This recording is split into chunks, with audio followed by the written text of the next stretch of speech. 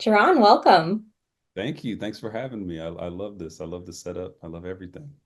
Thank you. It's so good to see you. I miss you, but I know that Atlanta is where your heart and your family is. And how's it going over there?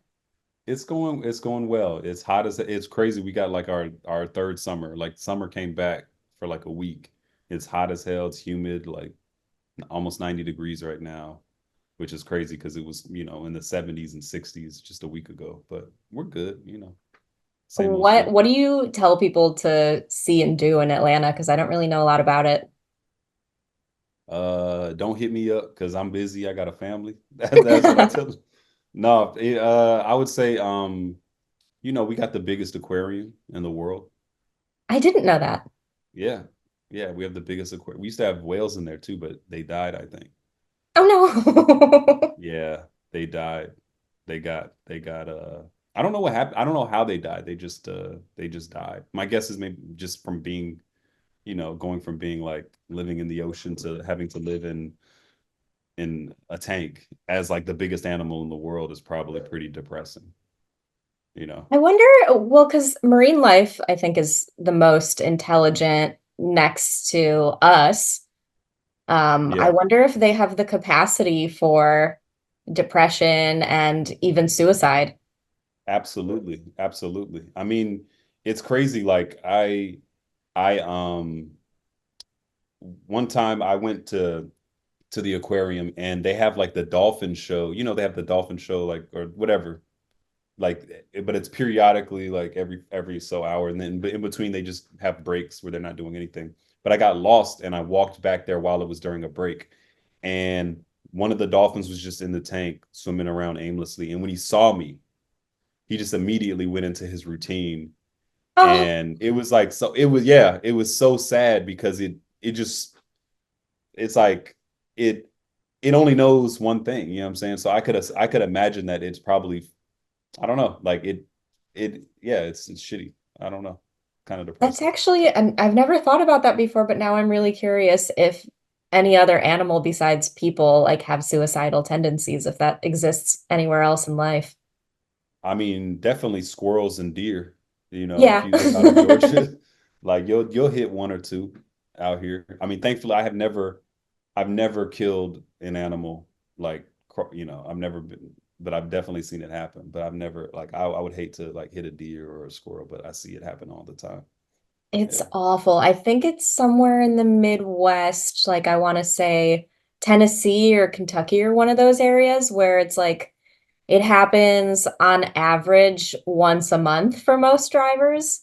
I mean, don't quote me on that, but I heard some crazy statistic about how often there's like roadkill happening. And where I grew up in Ohio, there's a lot of that too. And I hit a Mhm. possum once and I'm honestly still traumatized by it. It was like 15 years ago and I thought it was dead. I'm driving Mhm. along the road and I'm like, oh, there's a dead possum. I think I'm like on the freeway or on some road going really fast. So I wasn't going to swerve around it because it already seemed dead. And at the very last second, it popped up and like my headlights reflected in its eyes and then dunk. And I was like, oh my God, no. So you were okay with desecrating its body, but that's what you were intending to do, is just desecrate its body. That was okay with you, but then when it woke up, that's what they Yeah. do, Galina. That's why they call it playing possum. You should have known that when you saw it lying you should have assumed that it was still alive. I know. So you should feel terrible about that. And I Now, do. no, My whole career is, for the purpose of hopefully someday doing a possum rescue so I can repent for my sins. you're gonna be the possum queen. Yeah. I love that. In Alaska, like I spent some time up there, and like people hit moose up there all the time, but it's like it's not like how you hit a deer here. Like usually the driver dies when they hit a moose because of how tall they are. Like that the car just goes right, like basically the car goes through their legs, but their body goes through the windshield. I So could you see end up that just because getting, they're at least 1,000 pounds. I mean, they really will dwarf a deer. So I can see how it's not yeah. even damaging for them. I mean, maybe it's damaging for them to get hit by a car, but it's obviously way more dangerous for the driver. Yeah. So one time So my grandma, she passed away, but she married a Samoan man who's my granddaddy, right? My grandpa, but he's the same age as my mom. He also has like he was in a motorcycle accident at a young age, so he has like a little bit of a brain issue, right? So he's very like he can be childlike at times, right? Or naive in a lot of ways, right? Um, so one time we were, I was up in Alaska and he hit like it was either a fox. I think it was a fox because it was like a small predatory animal. He hit it on our way from, I think we were coming from Seward going back to Anchorage. And he tried to like basically bring it back to life on the Oh. road. It wasn't uh like it wasn't mangled or anything. Like Hmm. he just was like trying to give it compressions or whatever. He felt terrible. And so his plan was to just put it in the back of the truck and take it to like a shelter or a place where they can dispose of the body. So he put it in the truck. We get to the place hours later. He goes to the tailgate, opens it up, and the thing jumps out and runs away. Like it was wild, but he brought it back to life. So that was pretty cool. That's There's a really lot. impressive, and that's so sweet. I mean, you can tell so much about a person and their intentions by how they treat animals. Absolutely. And here this is a story that I wasn't here for, but this is one that my grandma told me. And obviously he told me the same thing, but he's also a volunteer firefighter, right? This I shouldn't even be saying this shit. This shit is really gruesome. You could cut shit, right? Yes, I can. Okay. But let me So, be the judge of how gruesome it is after I told you that murder one, attempted oh no, murder one on a possum. yeah. So he was a volunteer firefighter, and like he works at a base, a military base. So you kind of know everybody that's on the base. It's and especially in Alaska, it's a really small base. I guess a woman that he would see all the time at the grocery store ended up getting into a car accident, and he responded to that call, and she was decapitated. Yeah. And when he arrived at the scene, he put her head onto her body, like put it back onto No. her body. And then this motherfucker talking about I got nightmares from it. I had nightmares from it for weeks. He couldn't fucking not see that shit. But Yeah, he no was, I guess, kidding. trying to be respectful. He didn't do it like as a joke. Like he was trying to be, because again, he's a little bit up here and also Mhm. just from a different culture, like Western Samoa, not like very small like village where he's from. But I guess he said he was just trying to be respectful and put her head onto her body because he said it was down by her feet and it gave him nightmares and shit. So he just be out there living that wild life up in Alaska. I'm so grateful there's people willing to do jobs like that and being paramedics and being doctors because I'm really squeamish and I absolutely don't have like the constitution in me to do that kind of stuff. Because I Yeah. will see like the smallest thing and have nightmares about it for weeks on end. Yeah. When I worked in when I've told you this, I worked in delete the hotel where I worked at. Yes, I will. I'll start it over. I worked at a hotel in Las Vegas. I worked security. And like we dealt with like everything that cops would deal with, but for like $13 an hour. So domestic violence, we've seen murders, like we would have all this stuff. And if you weren't there for it, there were pictures that you could see afterwards that we would like, show each other. Like not necessarily from our phones, but like on the staff computers and shit, like when you have to fill out all the paperwork. Anyway, there was a woman who uh she jumped out of she was on drugs, thought someone was chasing her. There was surveillance footage of her like tripping, running through the casino all the way up to her room, barricaded herself in the room, right? Thought someone was after her, took the screws out of the thing and jumped off of the 20 something floor. And whoever responded found her in the alleyway, right? And I saw the picture of her face, right? And this was when I worked the graveyard shift, but I remember seeing her face and like driving home that morning because I worked the graveyard. I kept having to turn my rearview mirror away because I couldn't get her face out of my mind. Oh, Like wow. I couldn't get the look she had on her face out of my mind, and I felt like I was gonna see her sitting in the back seat. Oh, I just got goosebumps from that. And you hear that with jumpers, when someone survives on a rare case that they survive, they all say, "Oh, I regretted it the second I jumped." Yeah. Ugh. Yeah, I mean, she was on drugs, and it's what makes it sad is that I'm sorry if this is a comedy podcast, but No, it's okay. This is hilarious. Listen, this is going to get published in October. It's spooky season. We oh are yeah, right on point for the season. yeah. So I just remember seeing that and just thinking like I couldn't get the look on her face out of my head. Like it was just like super traumatic. Of course. I regretted seeing it, and then I regretted it even more when read about her story, like she promising future, just having a good time at a music festival. Did too many drugs and couldn't control it. Super tragic and super reminiscent of the story with the Canadian gal that happened with her at the Cecil Hotel here in Los Angeles. I don't know if you've Okay. heard that. They had a whole Netflix documentary about the Cecil Hotel She because went people missing, used to, right? yeah, they were jumping out of the windows all the time. And Richard Ramirez, the serial killer, had stayed there, and it was like an infamous hotel for mishappenings. And her case was the most recent one where something happened and there was a mental health issue involved, and there's video footage of her acting really erratic in an elevator, and then she goes missing, and later they find her in the water tank up on the roof. Yeah, someone had to, I feel like an employee, she probably got by an employee. How do you end up in the water tank? That's the mystery of it, is all her clothes were next to the water tank, and I guess the lid came down on her, and they never were able to really solve whether anyone was there with her or how she even accessed the roof in the first place, because it was supposed to be locked down. But they're thinking that maybe employees would go up there on like smoke breaks, and they Hmm. just left doors propped open, and the alarm system in the hotel didn't work like it should, but something similar. And I'm going to leave, obviously, the name of the hotel that you worked at out of it, but I stayed there on accident this year. On accident. Yeah, on accident.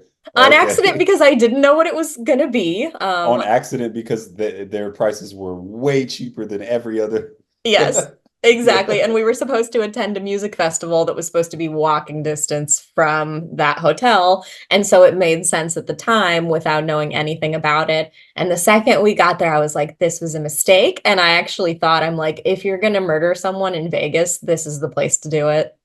Yeah, yeah. I mean, yeah, we carried guns as security guards there, and there's not many hotels on the strip where you carry guns.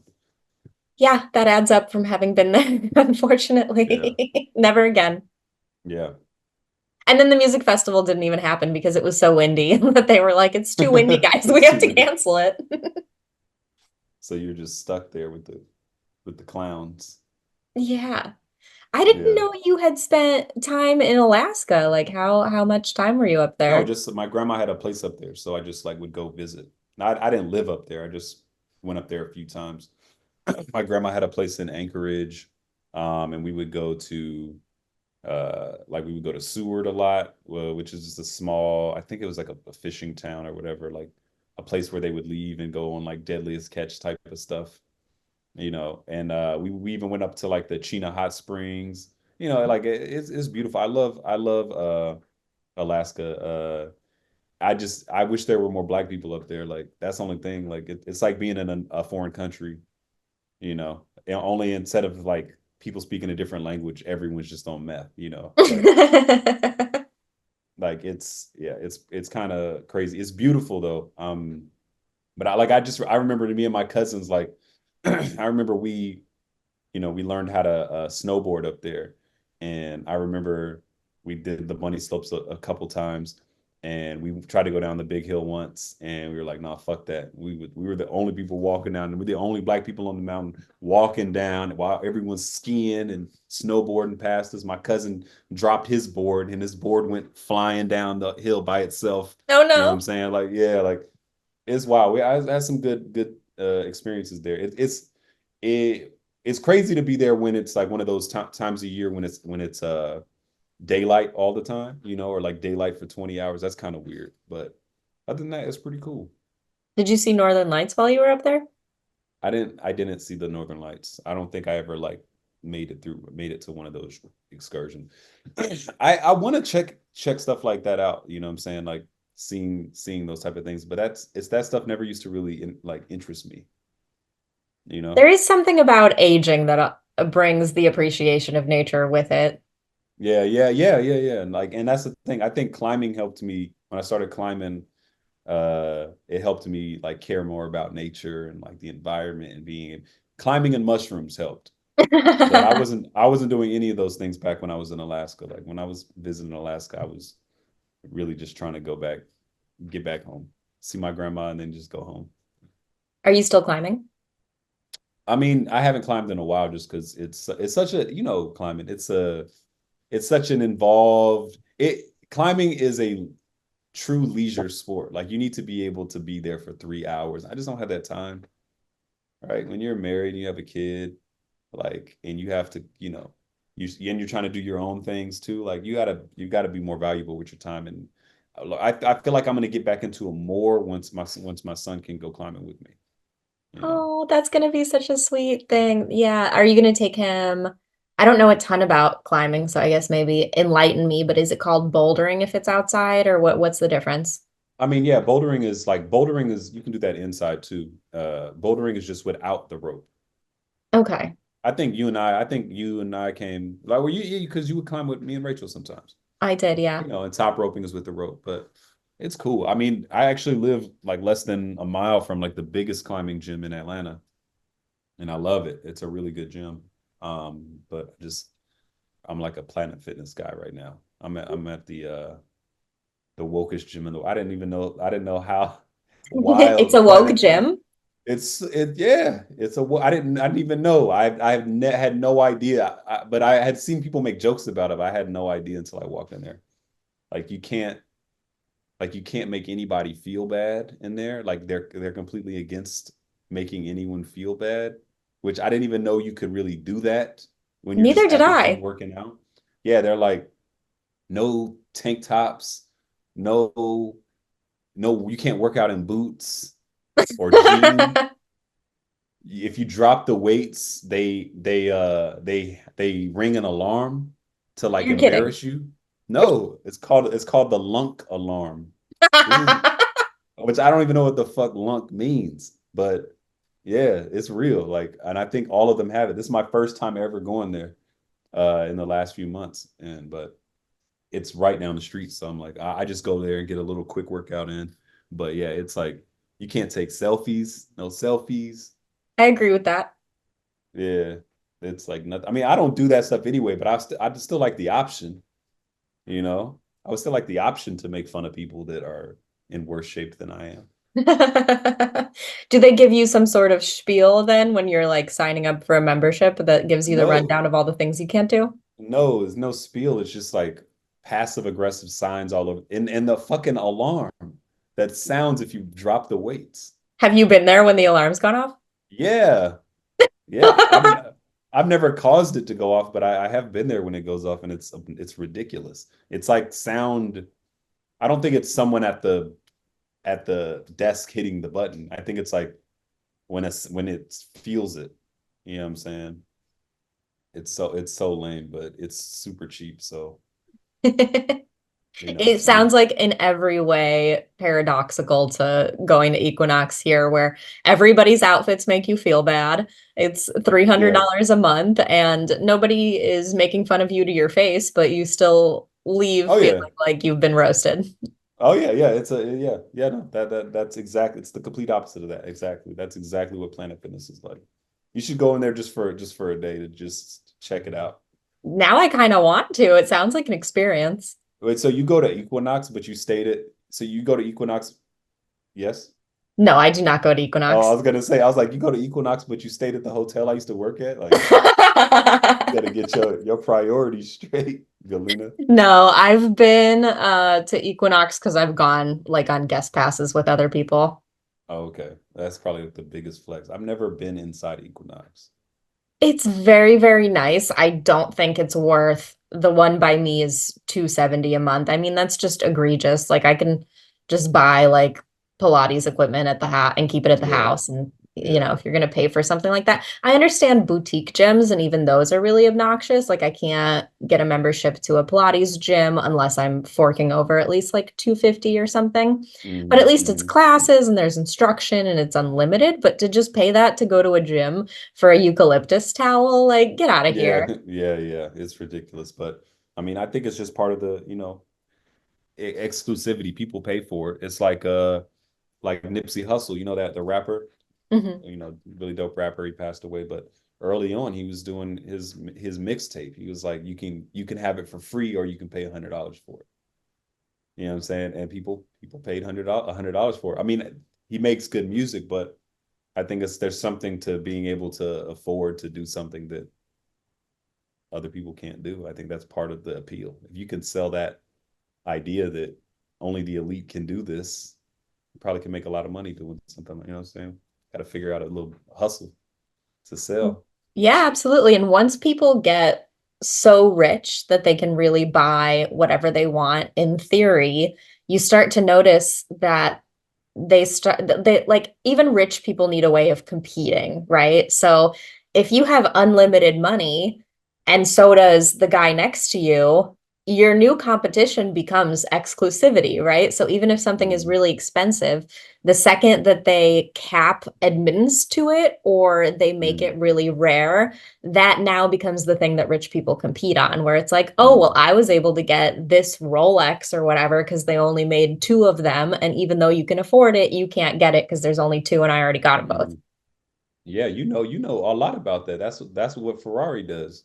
That is totally what Ferrari does. It's such a fascinating look into the psychology of how rich people spend their money and also how they Hmm. hide their money too, because I think so much of it is you're putting it into a thing, whether it's a painting or a piece of real estate, a Birkin bag, a Ferrari, or whatever. You're kind of like putting your money in that and Hmm. just making it not liquid. It's not like you're spending it, right? You retain it, it's still part of your net worth. So that was a thing Hmm. that I didn't used to understand. I thought, oh, you have a lot of money and you just spend it, it's gone.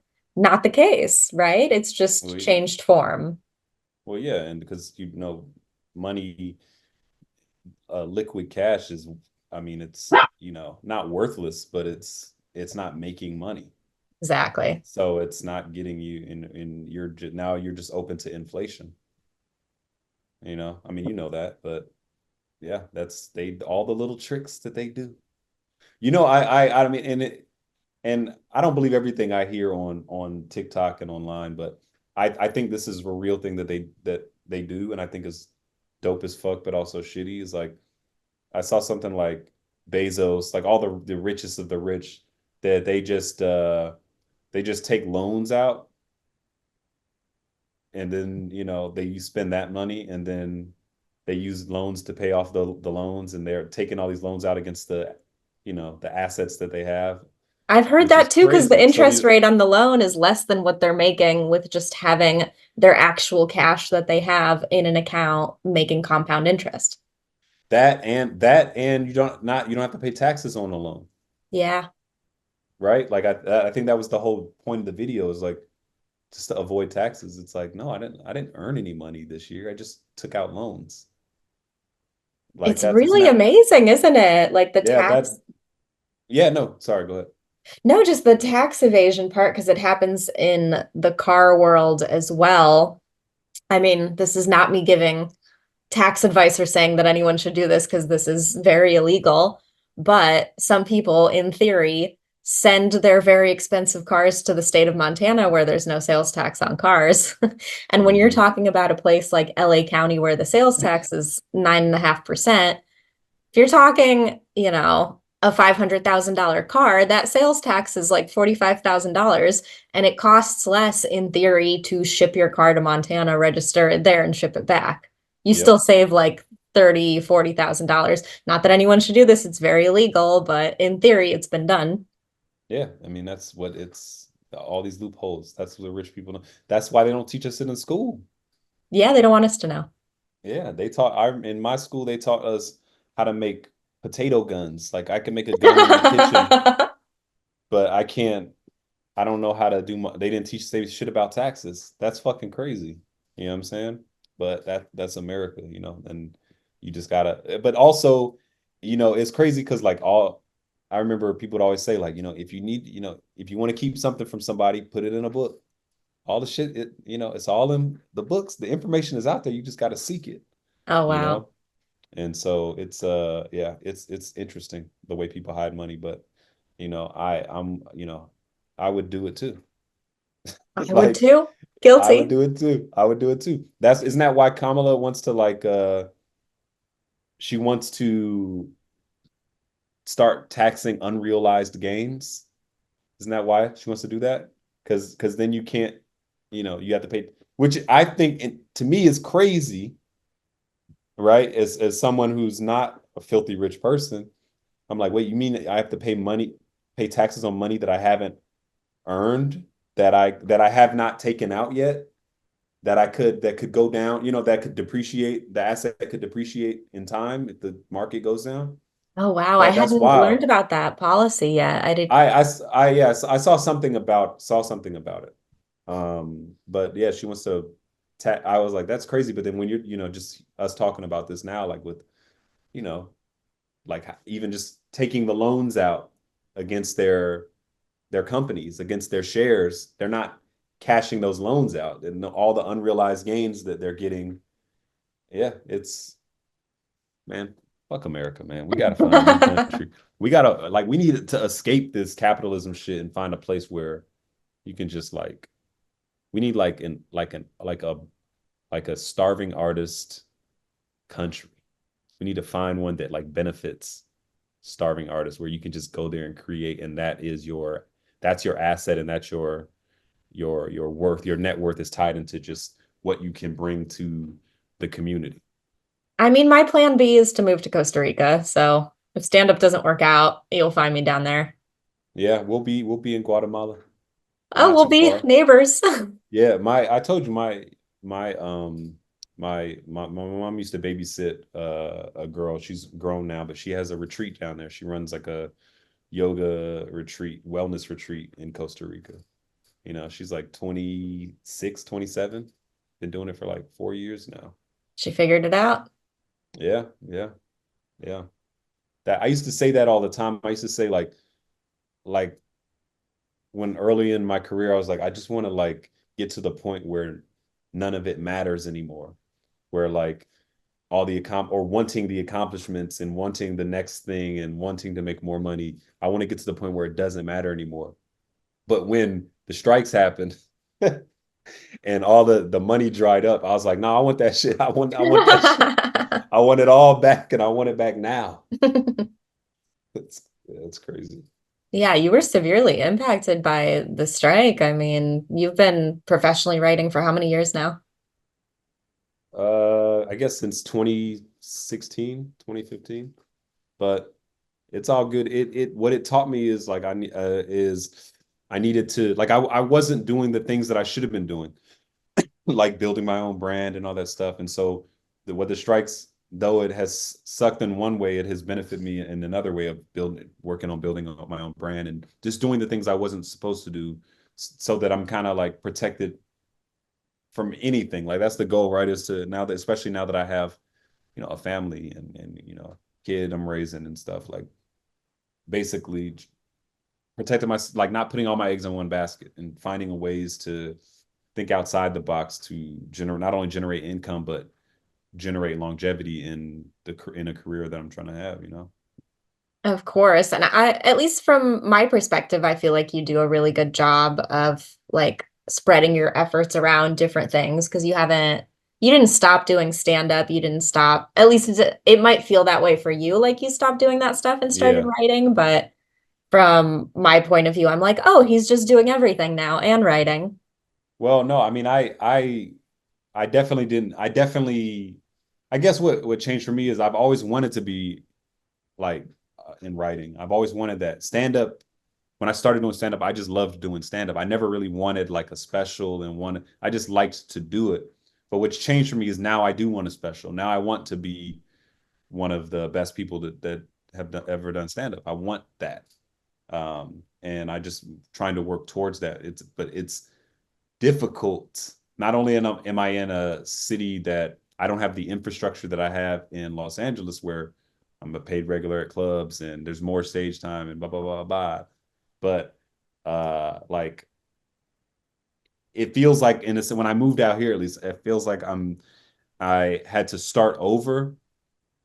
But the pro to that was that like there's more to be built out here, and I think that's like that to me is always like the pro and con, the thing that I'm weighing in, like move and eventually us moving back to LA, like because we might move back to LA full time if I need to, Right. but something that's really drawing me to Atlanta is that I feel like there's more room to build something like kind of like what Joe did with Austin.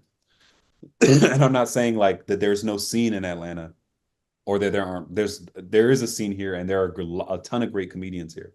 But I'm just saying for me personally, I feel like there's more for me to I can build something here that might be more difficult to build in LA, where a city that already kind of has its things and its way, its way of doing things. So I think that's kind of what I'm in the middle of right now. I mean, a show I'm doing, one of the shows I'm putting on is tomorrow, a new show that I'm doing. I had to get a new venue, and you know what I'm saying, like getting back into that mindset of that hustling mindset of when I was first moved to LA and I didn't have anything and I only, and it was just me. Like I think that's what's been exciting about the last year and a half is like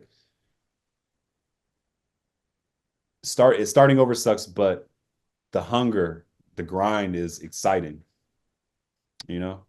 Like feeling like it makes me feel alive as opposed to the routine of comfort. The routine of comfort, I always felt like it bored me. And that's why I used to say things like, man, I just want to make it not matter anymore. I want Hmm. to, or I can't wait to retire. I used to talk about that. And it's crazy. I would talk about that with like a mentor of mine. And she was like, I'm just getting started. Like she's older than I am. And, and she's like, what do you mean retire? Like you're not even going to you're not even going to really be who you are until you're my age. She would say stuff like that. And I'm like, she's right. But for me, I didn't have the right mindset because I got too comfortable. And I think in losing a lot of the things that I did have, it reinvigorated me. So I'm grateful for that. That's good. I bet that in a way it showed you, and I think this industry does it to everybody if they really open their eyes to it. But if you don't have autonomy, if you don't find a way of being your own boss in things, I can see how the comfort can turn into complacency. And then the strike happens, all of a sudden that complacency gets ripped out from under you, and you're like, where's my autonomy and how can I do something where I'm not relying on the system anymore? Because the system we thought it was promised, it's not. It can all go Yeah, away overnight. yeah. And it But did. but then all of my friends who, while I was, I had the autonomy, and all my friends that were building their brands, now they have, I mean, they're still hustling and grinding, but they have the autonomy because they built their brands and they got their podcasts and their listeners and their people pulling up. And so now I'm like, that's what I need. But hindsight is always 2020. Like I can always say like, oh man, I should have did this, I should have did that. Or I could just be like, nah, it just wasn't my time for me to do that. You know, I like think the now is that latter. I time for think me to it do that. wasn't your time because with any of these independent projects, you just have to start doing them and stay consistent. And there's a lot of people, particularly in podcasting, that just fall away because it can take so long for it to grow and build into something sustainable.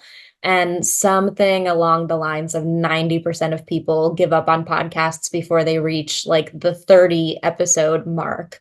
And so Mm-hmm. even just hanging around and continuing to do the thing is so much of it. I always describe it this way. I'm like trying to do comedy or trying to do anything entrepreneurial. It's like digging a tunnel with a spoon. It feels Mm-hmm. so overwhelming and so unrealistic, but yet every time you go do a set, you record an episode, you sit down to write, whatever it is, you are moving a spoonful of dirt. Like, even though it Hmm. feels like it's going to take so long to get that tunnel done, Yeah. every single thing that you do, you're building that muscle and you're building your experience and self-confidence around doing it and knowing you can do it. And so Hmm. it's just a matter of like patience and hanging in there. And so even though No, I'm I not love where I want to be for 10 years in, I'm like, oh my God, but I've done so much. And how many people fell away after 5 years, after 7 years, and some people that may have like gotten a really big accomplishment, or maybe they took off early. If they hadn't taken off at that point, would they have the stamina to still be doing it if 10 years yeah. went by and maybe they weren't where they wanted to be? Yeah. No, and that's the thing is like is I I guess like for me, my strength has always been my ability to like kind of use my time wisely in a sense that like I when I moved to Vegas, I moved out there when I was 19. I didn't have no friends, no family, and I kind of had to figure it out as I was a child in a city for adults. And but by the time I left there, I had went through so much that I always say that living in Vegas was my college, and Vegas kind of made me into the man who I am today in a sense of like I moved somewhere that I've never lived before, and I found success in a sense that I was able to have my own, pay my own bills, and something I'd never had in Atlanta. Not, you know what I'm saying? And then so that by the time I got to LA, I hit the ground running because I'm like, oh, I've done this before. I've already been in a new city with a goal and accomplished that goal. And so when I got to LA, I was just dead. While many people I could say that I kind of moved or who moved there around the time that I did, I would say kind of got lost in the, oh, I'm here. I was more focused on just doing what I wanted to do in it. And I found success quickly, I guess, in that sense. And now that I'm at a point, or even before the strikes, like you've I think you did my podcast. I've had like 10 podcasts that have never come out Yeah. because I just get bored with them and or just and for me it's hard for me if it doesn't move me and it feels forced, then I feel like I'm wasting time. And so I was listening to you talk about digging the tunnel with the spoon, you know, that spoonful of dirt, and I'm not disagreeing with what you're dealing with or anything, but I want to ask you something because I read something it was like a little meme, a little quote in the last year I've seen on Instagram. Every now and then it pops up on my feed and it says, "Don't confuse movement with progress." What Hmm. does that mean? What does that mean to you? Don't confuse movement with progress. Because for me, like because of how my mindset is, like I try to like use my time wisely. So if something's not working for me, if it's not moving me, I dump it and I'm on to the next thing. But that's not doesn't mean that's a good thing. But that's how I interpret that. Is like I like to, if I'm doing something that feels like it's moving me, then I feel like I'm using my time wisely, even if I'm not being paid for it, even if I'm not gaining followers for it, even if like fucking my IG, like you saw like I've been off IG for 3 years. I got back on. I wasn't really doing any content, and then for like 2 months, I did like 3 videos a day, and I got like almost 6,000 followers. But I was doing content that was not. It didn't move me. It just was. It just I had felt like I had found a button I could press that would get Right. engagement. And but it didn't feel genuine to who I am. And so that's why you don't see me posting that much right now. Cause I'm trying to think, what is that? How can I hit that button and still but it be fulfilling? No, And I so agree with that. The so last that's thing you why want, oh, sorry, go ahead. no, I so that's why I'm bringing it back to you, like as far as I wanted to just get your perspective on that. that movement with progress thing? Like, what does that mean to you?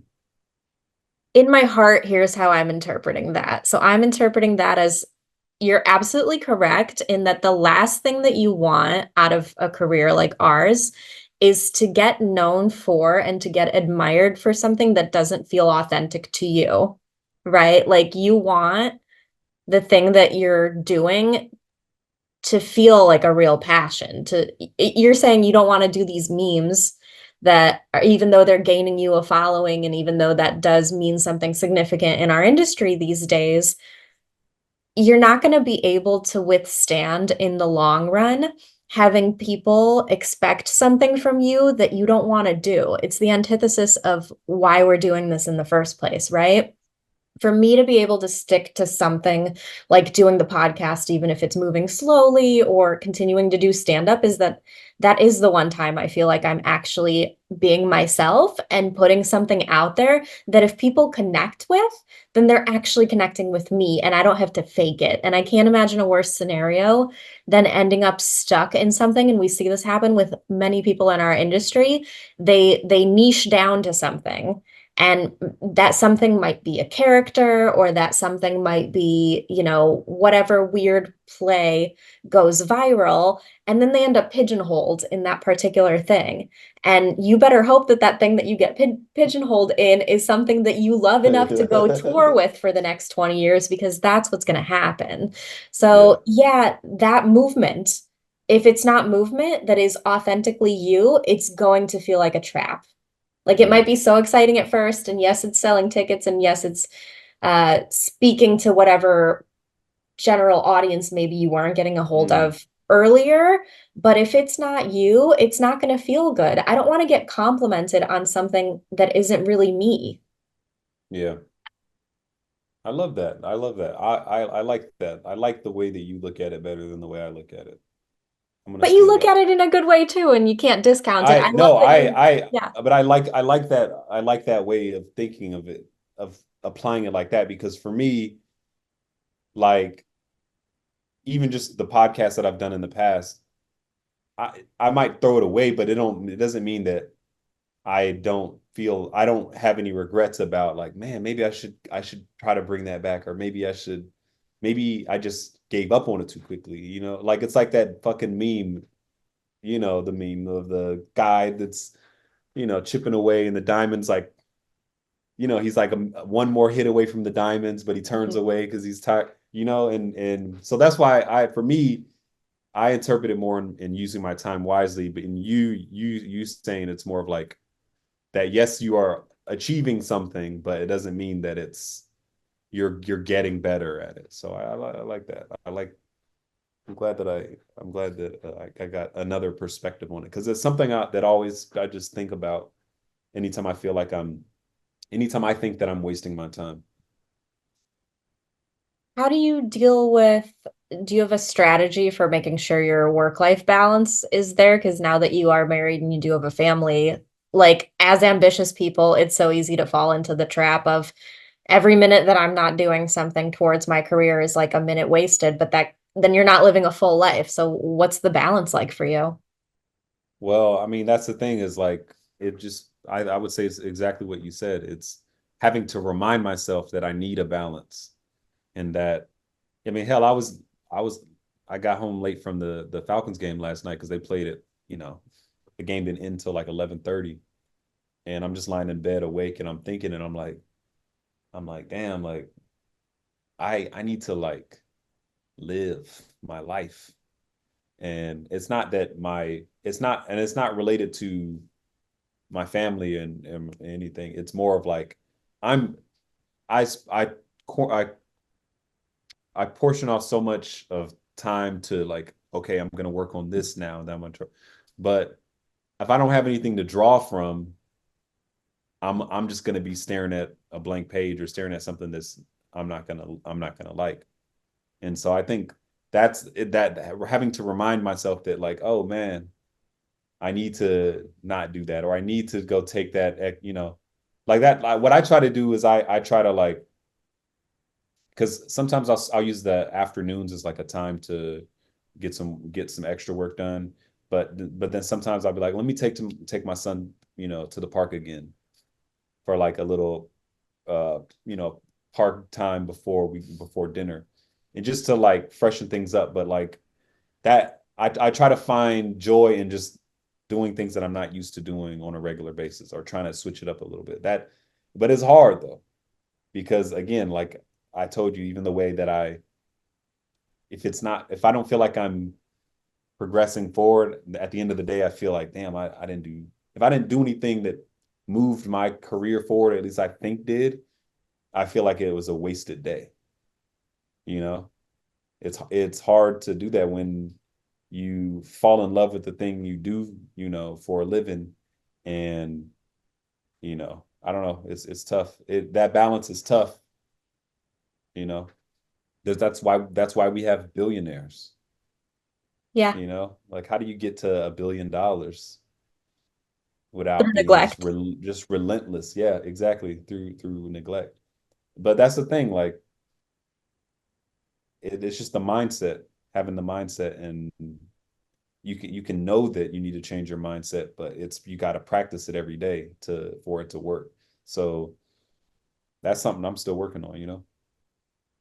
Being ambitious sometimes feels like a prison a little bit, but it's that awareness that you have around it of being like, I know I'm having the thought of, oops, I didn't do anything for my career today, but you also have the wherewithal to realize it's because you're doing other very valuable things. Whereas maybe that neglectful billionaire doesn't care that they're not putting time into family. And at the end of the day, like that is your going to be your source of material and happiness and well-being. And you're not going to be able to do any of those other pursuits if your well-being isn't intact. Yeah, yeah, exactly. And yeah, that's the thing. But it's it's something that we're practicing. We're trying to, like, I hate when I say it or I hate when I think it, but sometimes I'll just think like, man, I wish I was just content with just I wish I could be content like many people I know, Same. or think, like I wish I was just happy with that you have over there. Well, not that what you have is less than what I have or what I want, but sometimes I wish that I could just be okay with, I guess, uh I don't even want to say it, but you know what I'm thinking, right? Mediocrity. Yeah, that's exactly what I was thinking. And but then I hate myself for saying that. I'm like, that's not the mindset that you need to have, you know, to get anything.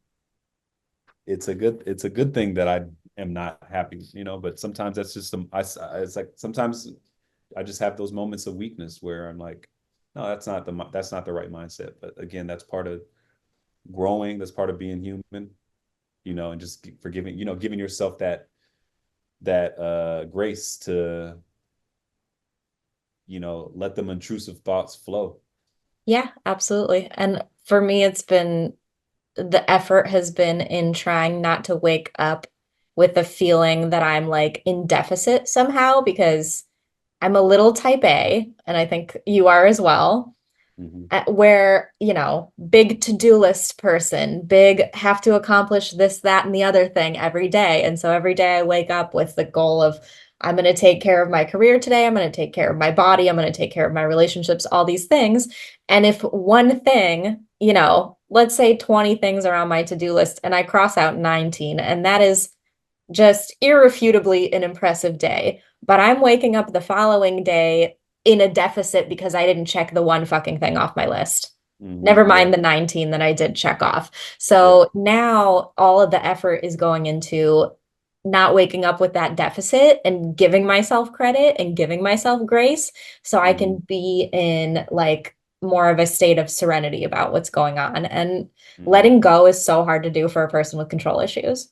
Yeah, no, it is. And especially you pair that with impatience, it's just a disaster. I mean, like Disaster. that's why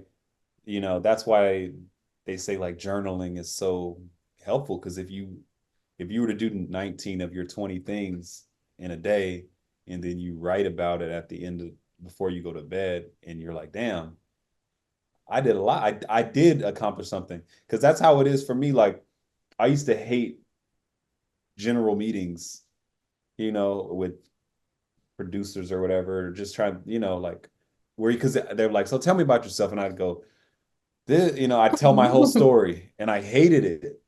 But when I didn't, but then there was a period of time where I didn't have general meetings, and then I had them again, and that first general meeting that I had it again, and I'm like, as I'm telling the story, I'm like, fuck, I've done like almost everything that I said I wanted to do. So why am I like one, why am I feeling like I'm not getting anything done? And two, why am I doubting that I can still get even higher or get more than like, or you know what I'm saying? Like it's good to remind yourself, but I think for me personally, like I don't like to talk about the things that I've done, and I don't like people to tell me like nice things about the things that I've done, because I think part of it's imposter syndrome, and part of it is just I don't know, it just you're because you're so focused on what you want to do next that you don't really even appreciate the things you have done. And then again, it's like that, it's always someone who wants something that you have while you're wanting the thing that someone else has. So again, like it's that type A personality with the impatience, and it's the constant, the I can read a self-help book today, and I could feel better after reading that book. But if I'm not practicing that shit, what's the point? What was the point of reading the book? Because it's not helping me, you know. Yeah, But that's because you're always it's moving the goalpost and you're forgetting that there was a version of you that would have been beyond stoked to even get a general meeting in the first place. Yet you get yeah, them and you get used to it and you forget how big of a deal it is to even get one in the first place. yeah. The other thing that fucked me up was what I learned in the last year is that I had been thinking too small. Like like I like I would always be like, I just want to do this, I just want to do this. But I always kept it realistic, and I'm like, damn, I've gotten everything I wanted. Like, what if I start saying I want bigger things?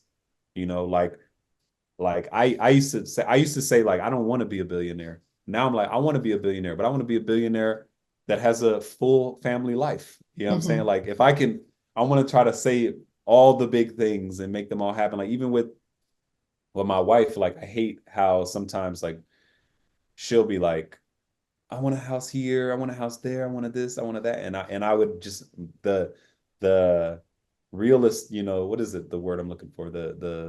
Just the me in me would be like, okay, well, why do we need a house here if we have one here? Or why would we spend that much money? Like instead of just going along with fuck it, like let's just dream big. I guess I've gotten so used to minimizing myself and my mindset to cope with any future disappointments, that I'm like that I've probably held myself back, or not probably, I definitely held myself back on things that I could have already done by now. But again, it's part of the journey, and that's another thing is like I want to definitely, I have been thinking bigger, but I want to practice it more often, like because I'm like I've been thinking too small. Let me start thinking bigger, and in 10 years where will I be? Yeah, it sounds like the work is in setting aside limiting self-beliefs because if you are like, oh, I can only do this, I'm not the type of person that can have five different houses, it's a limiting self-belief. And at what point does it become a self-fulfilling prophecy where you're like, I don't think I deserve that. So you put it into the universe that you don't deserve it, and then the universe doesn't provide it for you. Yeah, you're right. I mean, and even Dick Gregory, I don't know if you've ever seen that video of him talking about hope. Like, if you say something, you done told every cell in your body that you can't do something, you can't do Yeah. it. So like that shit's real. That shit is real. That shit is my mentor. She would always tell me like I would watch her do it. I would watch her not just manifest, but I would watch her see all the good omens in her life, and point at them and call them out. And that's the I think that's the most important thing she taught me is how to see the, I don't care if it's a coincidence. It's Like if gratitude. it's yeah, if it helps me get, keep pushing, that's all that matters. It doesn't matter if it's just a coincidence. Like that's the thing is like if I fucking wake up at 4:44 in the morning, I'm gonna be like, okay, I'm up for a reason. Let me either try to, let me make let me use that positive, you know, whatever the fuck to get something out of it. Like I don't care if it's a coincidence. I'm meant to be doing something. I'm meant to be here. I didn't had too many close calls in my life that like I feel like I'm meant for something that is important, whether it's important to the world or important to me. Like I'm here for a reason that's important. 1,000%. And even though you just said you hate when people talk about things you've accomplished and bring them up, I'm going to bring this up anyway because I would be remiss not to. But you wrote for what ended up being the most streamed thing on Netflix, the Tom Brady Yeah, Roast. yeah, that's crazy. That was crazy. That was crazy. I mean, what a show to come back to after not having a writing job for a while. Like that was crazy. And Galina, I'm telling you. I mean, I don't need to go into detail on how, right? You know the everything that came with it was amazing, but just to be like feeling like, damn, what's next? Like I've never been through when for 8 years in a row your career has gotten exponentially better and your finances have gotten exponentially better, and then it to all go away. What better show to come back to or better thing for me, right, than to be just surrounded by all the things I love to do: comedy, sports, and recognition, you Yeah. know? Like I'll take that. So it was I'll tell you when, after we did that, it was like I felt like things were gonna start immediately back rolling. But I mean it's still a lot of trial and error going on, but I feel confident about where things are headed. So no, that Good, was a you should. nice, yeah, Yeah. that was a nice thing to come back to. Would It's have a been nice to crown get jewel. the Emmy. Yeah, definitely. Definitely. Definitely. What makes a good roast joke? Um, I think what makes a good roast joke is just it fitting like a person's point of view to a T, right? Like anyone can go up and say Galina looks like a blank blank blank, but like I I feel like coming out of a certain person's mouth, it should feel like it fits their point of view, and it should land on something that you know that was right under our nose the whole time that no one ever touched on. I think it's a combination of those. Also something that's just short and sweet. The shorter the better, you know. Is there such thing as a roast joke going too far? uh I mean, it depends on the context. If it's on a show that you signed up to be on, no, I don't think so. But if you're talking to someone that's not asking for it, if I think that it could then that could go too far. That's definitely something that just being a I guess an insult comic from time to time, and you get so used to talking and mingling with other insult comics on a regular basis that when you're talking to someone who's not into that world or just not does not find that funny, sometimes you can just come off like an asshole even if you're just trying to be like it's just something you're so used to doing. So yeah, I think it's just the context. But if it's funny and it's in a funny environment, I don't think that you can cross the line. Yeah, I agree with that. And being a fan of that format, it's really nice to see it thriving and getting Emmy recognition and just all these things where it's like, oh, I thought this was just a really risque activity that we did in the bowels of the belly room and that it Yeah, wasn't going yeah, to go yeah. anywhere. And like, look at it Yeah. now. Yeah, no, that's crazy. It's definitely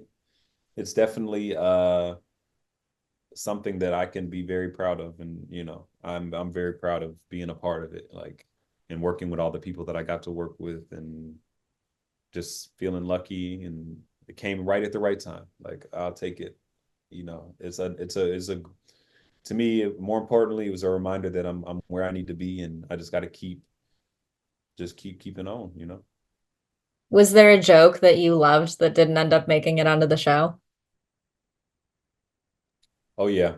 Um, so Robert Kraft, hmm, I don't know. I don't know if I want to share this one just because I don't want it out there. I don't want that Sure. one out there. Yeah, Yeah. fair enough. But there is one. It was a Robert Kraft joke that he cut that he didn't want to say. But I'll tell you off camera. But yeah, no, there were that was probably the only one that I wish would have been on there, but wasn't.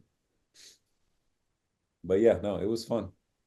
That's awesome. Well, Jerron Horton, I could talk to you all day, but I won't keep you. Please tell people what you have coming up, where they can find you. Um, uh, I have a show. It's not my show. I didn't create it, but I got to co-EP it. It's called Forever. It's coming out on Netflix. I don't know when. I don't know when. Hopefully by the end of next year. Um, it is based off of Judy Blume's book Forever, which was a pretty popular book back in the 70s, and I guess just a coming of age book for young women. The show was created by Mara Brock Akil, and her take on it is it's through the eyes of a 16-year-old a wealthy black male, like young black male going through, like, high school and finding love, da da da da, that whole thing, coming of age story. So it's like a nice spin on it, new take on it. It's shot in LA. It hits all the landmark. It's gonna be a very, very popular show when it comes out. It's gonna definitely get a lot of eyes on it. So I'm really excited for it. So that's what I've got coming up. That's awesome. And people can find your work. You're on Oh Instagram. yes, yes, yes. Follow me on IG at a joke writer. I'm on TikTok as a joke writer. I don't be on TikTok like that though. But You're missing out. I but love TikTok.